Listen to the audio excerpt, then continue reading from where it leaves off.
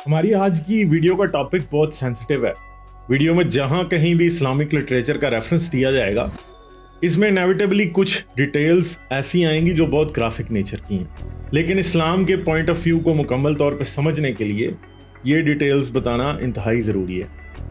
मैंने पिछली एपिसोड में आपको बताया था कि लौंडी को सेक्स ऑब्जेक्ट के तौर पे इस्तेमाल करने के बारे में कुरान, हदीस और सुन्नत कहाँ तक और क्या इजाज़त देते हैं।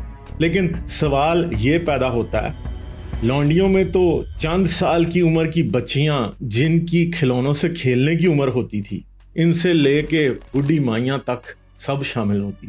छोटी बच्चियां, खूबसूरत मेडन्स, शादीशुदा औरतें, तलाक याफ्ता और बेवा खवातीन, यानी हर तरह की औरतें लौंडियां बन के रियासत मदीना पहुंच जाती थी। तो क्या इन सब को सेक्स ऑब्जेक्ट के तौर पे इस्तेमाल किया जाता था?